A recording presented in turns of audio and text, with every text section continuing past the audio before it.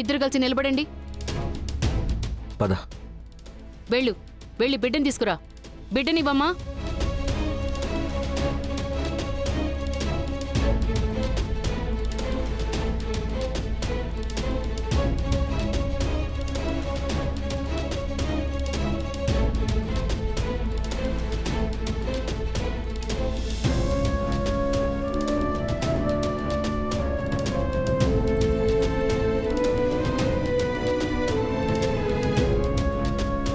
తరువాత వంశం మీ వల్లనే ముందుకు వెళ్ళబోయేది. అందుకే మీ ఇద్దరికీ విభూతి పెట్టాను.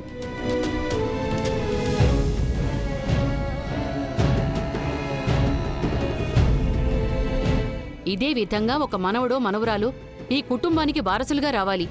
అది మీ చేతిలోనే ఉంది. ఇది కూడా అత్తయ్య నేర్పిన మాటలేరా?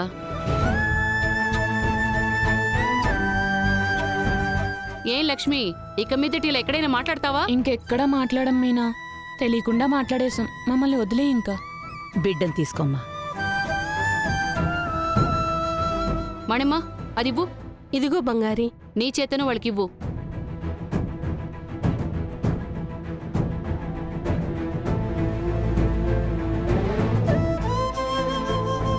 మరైతే మేము వస్తాము. సరే, సరే, వెళ్ళిరండి మేము అమ్మా. వెళ్ళొస్తాం. మంచిది. వెళ్ళొస్తామమ్మా. మంచిదమ్మా.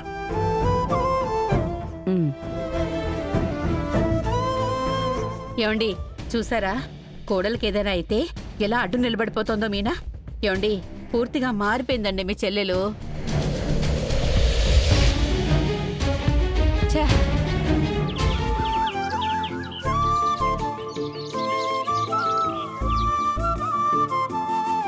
బంగారీ, జాన్సమ్మా తిన్నారా? మీ అత్తగారు ఆపం ఒకటి చేసి పెట్టింది. టేస్ట్ నోట్లో అలాగే ఊరుతుందనుకో. ఏంటి బంగారీ, అన్ని విషయాల్లోనూ మీ అత్తగారిని గెలిపించుకున్నట్టున్నావు? చచ్చా, అలాంటిదేం లేదే.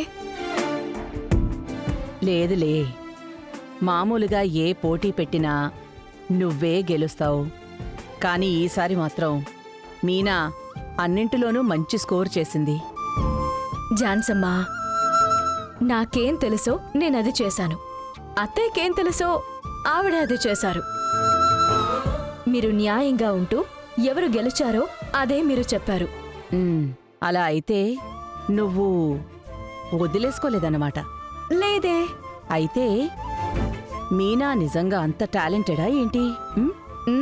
అవును జాన్సమ్మా, అదే మీరు అర్థం చేసుకోలేదు. అర్థం చేసుకోలేదు అనడం కంటే అది మీరు గమనించలేదు అని చెప్తాను. అదే ప్రాబ్లం. ఇప్పుడు మాత్రమే కాదు జాన్సమ్మా, ఎప్పుడూ అత్తయ్య ఇలాగే ఉన్నారు, ఇలాగే చేస్తూ ఉన్నారు. కానీ వాటి గురించి రికగ్నిషన్ ఆవిడ ఎవరి దగ్గర ఎక్స్పెక్ట్ చేసింది లేదు. ఇప్పుడు నేను వచ్చిన తర్వాత అదంతా ఎదురు చూస్తున్నారు. అంతే విషయం. నువ్వు అదెలా చెప్తున్నావు? చాలా ఎగ్జాంపుల్సే చెప్పగలను. ఇప్పటికీ ఒక ఎగ్జాంపుల్ నన్ను చెప్పమంటారా? ఇన్నేళ్లలో అత్తయ్య మీకు ఎన్ని చీరలు కొనిచ్చుంటారు?